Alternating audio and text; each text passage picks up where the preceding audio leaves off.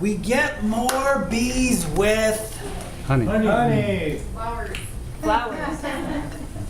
Flowers, all right. Thanks for Brett always coming in with the scientific route for it. Get more bees with honey, get more bees with sugar. Toastmasters, why are we here? Learn how to communicate better. Learn how to communicate better. We're here to become more prolific pontificators. That's right. Learn how to present, learn how to communicate better, right? Within this organization, we've got 2 tracks. I realize this is incredibly small for you. Don't mind the details of it. But we have a communication track and we have a leadership track. And our communication track, it is designed to get us up in front of the room. There's 10 key skills that we work on within that track. They're all listed in the first manual that comes to you. It's called the Competent Communicator.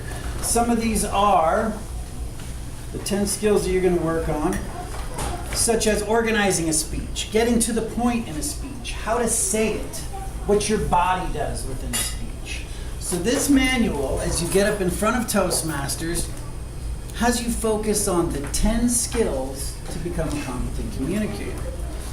And our other end, the leadership track, you get a manual. It's called Competent Leadership. Here again, we've got 10 skills that you focus on. Some of these being listening, critical thinking, giving feedback. Well, my favorite, and I think the entire structure of Toastmasters gets compounded by the evaluation or the giving of the feedback.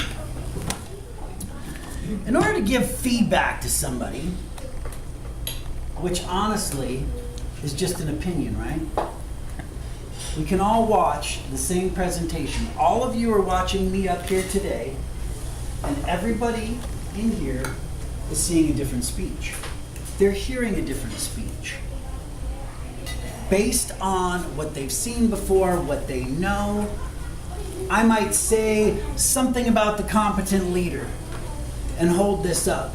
And it might strike back a memory. Somebody hears the word leader, thinks of Maxwell, who they're going to vote for president. Their brain goes in different directions. Everybody gets a different presentation up here today.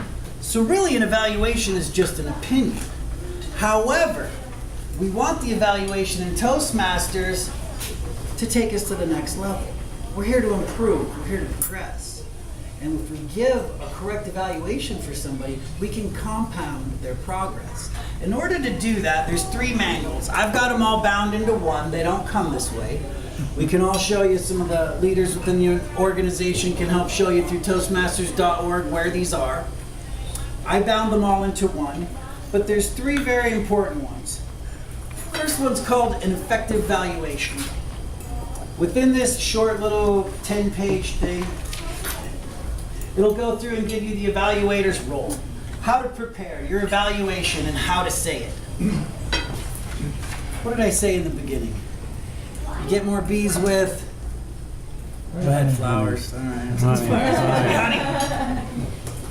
The second part is your speaking voice. If I get up here and give this presentation in this voice, and you guys are plugging what I'm saying.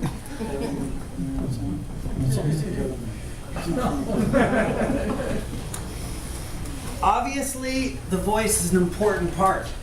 Within this little 10-page program itself, it goes into some of the goals. Have a pleasant, conveying sense of warmth. I just give that off, don't I? Natural, reflecting your true personality and sincerity. How to use your voice to make a point, Gary. Great stuff within this. Vocal variety within speeches is important, especially if you have a message to convey. The third little manual that I want to point out today is gestures. Your body speaks.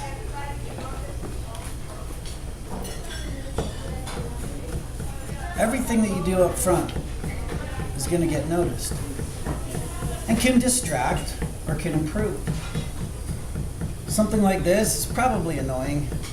I sat up here and I had a nervous tick and kept tapping the podium as I was speaking to you. You probably forget about what I was talking about and notice that, dude, is that guy going to stop tapping? Stop tapping? or how often I say So then I was gonna talk about the speech on right? Gestures that we use, the body language that we use up here. If I'm giving you guys a presentation on how to get motivated and go out there today and build that building and get that whole thing done today, it's not going to work, right? You're going to need that body language. Bob, grab your hammer, let's go. We got a shed to build. The body language speaks. 3 great things to take advantage of. Which part of the evaluation? Get bees with more honey. Flowers. Yeah, honey, thank you, Jim, finally. When we give an evaluation, there's 2 things that we want to accomplish. One, everybody that shows up in here needs to get an applause for showing up in here. It's not easy to come here, stand up on this stage in front of prestigious members of our society and risk any sort of embarrassment, risk any sort of misstep. So just showing up takes a lot of chutzpah. So when we want to get up and evaluate, we want to recognize that. Everybody, no matter how bad they are when they get up here, has a positive thing that you can recognize in that presentation. They will say one thing that can be impactful. Just the fact of them getting up here can be considered impactful. That's the definition of a true leadership. Getting up there and doing something that's awkward but willing to grow. Willing to help grow you as they get up here. So we want to give them positive feedback. That's what they're going to want to absorb first.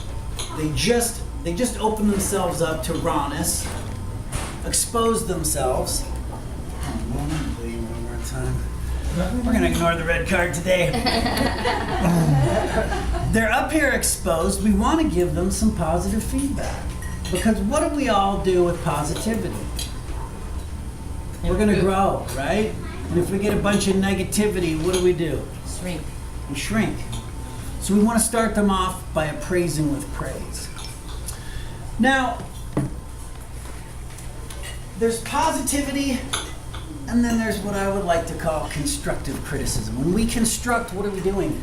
Like the shed, Bob. Building. You're building. We're building them up. In the second part of the evaluation, there's going to be obvious things with every speech, except for this one today that I'm giving, of course, of which they did a bad job at something, right? They might have misdone something. They might have stood up here and tapped their finger away.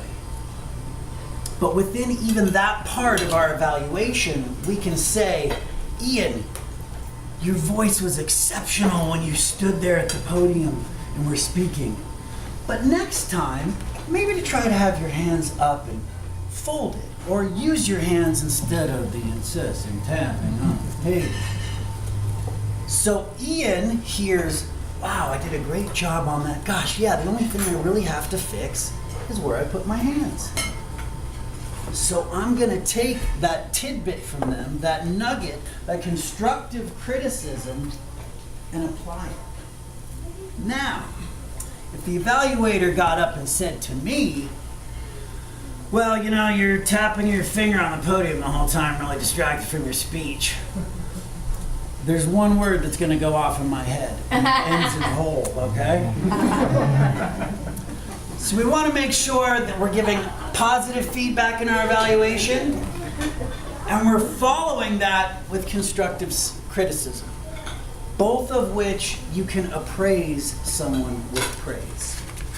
Now I tell you this, it's important in Toastmasters. What we're going to take away today about evaluating somebody and their behavior on speeches can carry us into the outside world, but guess where it's the most important? Coming home tonight and seeing that sink of dirty dishes and saying, wait a minute, I was hard at work all day today, having lunch at Anna's, maybe going back to work a little bit late. Why aren't the dishes done? instead of recognizing, wow, you look really beautiful today. I'm so grateful to have you in my life. Let's work on the dishes together. Thank you. Oh.